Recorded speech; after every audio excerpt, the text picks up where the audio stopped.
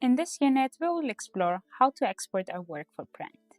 Most printers do not print right to the edge of the paper though, so we most often have to print our designs on bigger paper and crop it afterwards.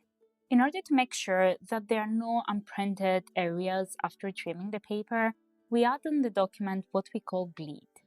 The bleed is part of the edges of the document that gives a small space to the printer to deal with any kind of paper movement or design inconsistencies. We extend the artwork as well as the background till the bleed, so we avoid any kind of unprinted edges. For the same reason, we avoid placing any kind of important information, such as copy, close to the edges of our page. Let me guide you through how to export your work for print. I have these two flyers that I want to print out. And first of all, I need to double check that I'm working with the right color format, which is the CMYK. Another thing that I usually do is go to my swatches and select the three little lines and select the option of select all unused and bin them. That is just in case, so we make sure that nothing is going to get messed up with our file. So deleting any kind of information that you don't need. Another thing would be to expand any text that we might have. In this case, my text is actually a logo, so it's been created with vectors. It's not a text itself, so I don't need to expand it. In case you have any copy, you go to Object and then Expand to expand it. And the third thing is to go to my links, which you can also find under the window and then links, and make sure that my images are embedded. If yours are not embedded, you just click on the three little lines and it should say here embed. So all those first steps are gonna help me make sure that nothing is gonna go wrong when somebody opens my file. Now let's go ahead and add what we talked about, the bleed. If you go to File, then you go to Document Setup. That allows you to access some setups about your document. Firstly, the units that you're already aware of, and the second thing here is the bleed. It's usually 3 or 5 or 6 millimeters, depends on the printing company. So always ask your printer what bleed he or she would actually prefer. So I'm gonna go ahead and just add 3 millimeters and press OK to apply it. You see that it appears as a red line around my artboards.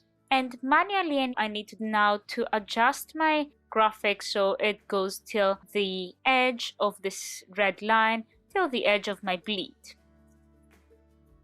There is no automatic way, unfortunately, to do so. So what I usually do is extending my artwork from the very beginning. So when I open my file, I add straight away the bleed so I avoid any extra work afterwards. Another thing is quite important to make sure that your information are not close to where your canvas is going to get trimmed, and also a bit more on the inside. So as you can see here, I have quite a lot of gap. It should be around 6 millimeters or something, which is enough space.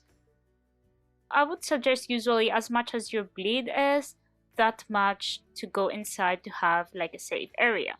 What you can do for that is create another rectangle on top and go ahead to the transform panel and make it 6 millimeters less on each of the sides. And as you can see, I can just put -6 and Illustrator is going to calculate it for me. Now I'm going to turn this to a stroke instead of fill. Go to View, Guides, and then Make Guides. So I created another guide within the artwork, which indicates till where I can actually place any graphic and be safe that is going to get printed and not trimmed along with the paper. So now that we have our bleed, what we need is also to add the crop marks, which are also known as trim marks, and they are lines printed on the corners of your page or pages to show the printer where to trim the paper. That is usually an automatic thing that we are doing while we are creating our PDF. The PDF is the main format that you would be using in order to deliver any final artwork for printing. So in order to save your PDF, you have to go to File, Save As, and then you select whereabout you want to save it. And then from the drop-down menu, you will select Adobe PDF.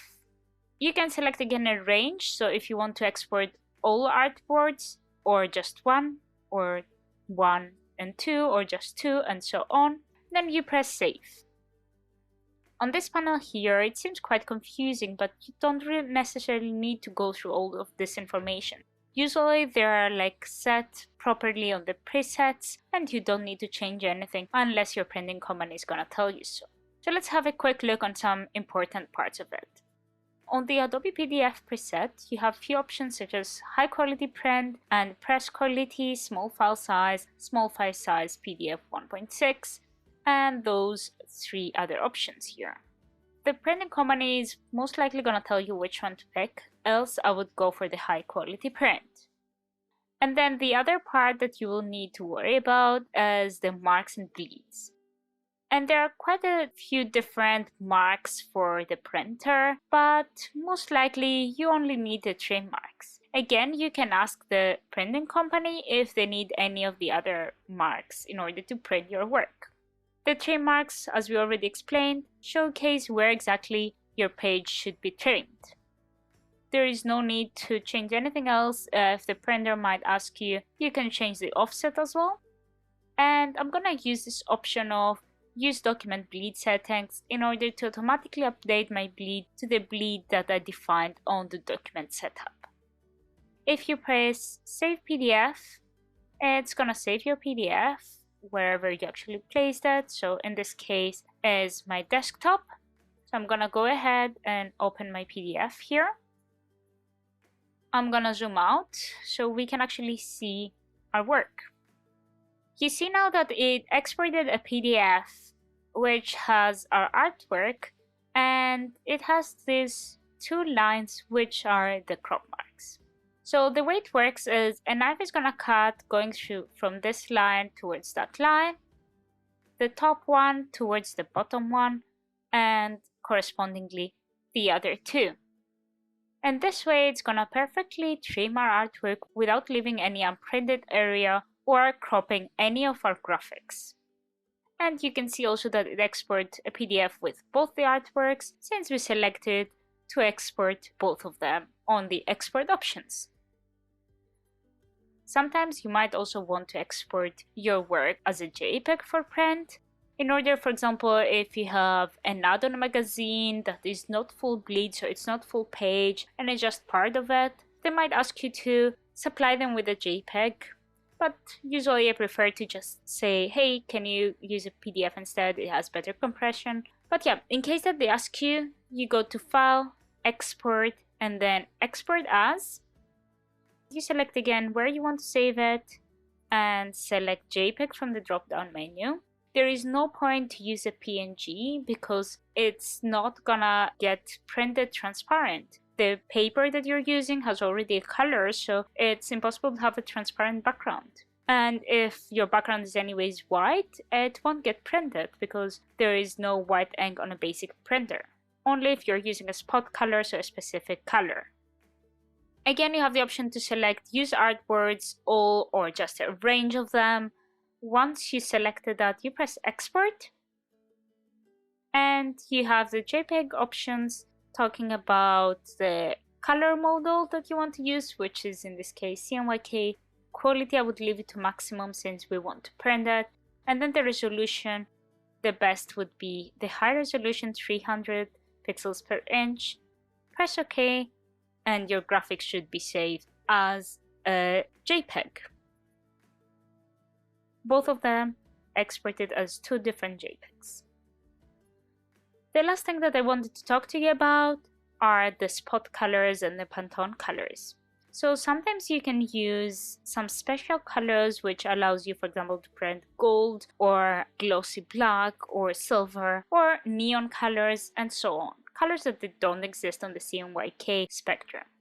In order to find those ones, you need to go to Window, scroll down till the swatch libraries, and then color books, and you will see all the Pantone books along with some other special colors. So for example, CMYK coated, and you'll find here as little swatches all the Pantone colors of that palette.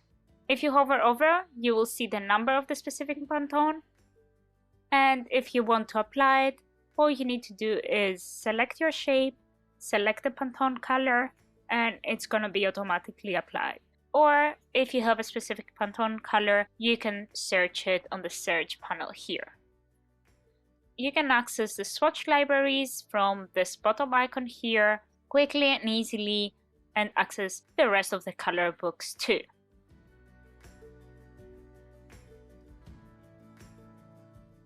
It's very important to run a test print at home or your office before you send your final files to a printing company. So I would suggest getting a cheap printer and make sure that everything is okay.